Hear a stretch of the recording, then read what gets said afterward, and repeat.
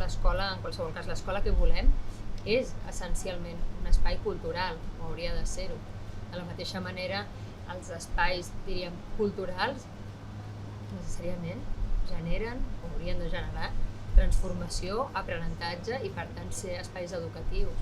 Alhora, un espai cultural o un espai educatiu és essencialment un espai social, i els espais socials són espais de trobada, de relació, de comunitat, i precisament aquesta qüestió de l'espai ens ha semblat com essencial per poder pensar què són aquests espais de trobada. El cinema és una predisposició per a la trobada, i a partir d'aquí nosaltres pensem, ens fem nostra aquesta idea i creiem profundament que la creació és un espai per la trobada, aquesta predisposició per la trobada, l'art, la cultura ho són, i també l'escola ho és o ha de ser aquest espai on fer possible la trobada. Què està significant aquesta paraula llibertat?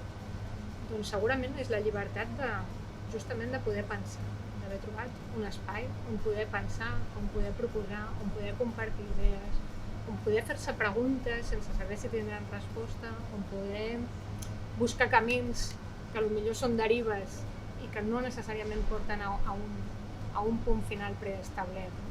I també un espai on ser escoltats. Ens qüestionàvem també sobre la idea de l'impacte.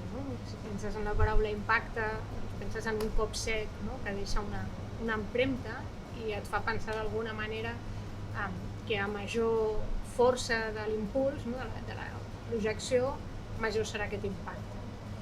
Però aleshores nosaltres també sabem des de fa molts anys que en realitat en aquests projectes on justament has posat les persones al centre i per tant les has fet protagonistes del procés, no pots preveure completament aquest impacte. No són projectes que es regeixin per lleis físiques, sinó que justament el seu valor està a un altre lloc. Un altre lloc que segurament és molt més difícil de concretar quantitativament, però pensem també que una experiència, una vivència que ha estat memorable, que ha estat significativa, que en el moment ha estat reveladora, podríem dir, que ha estat important pel motiu que sigui, queda en les persones.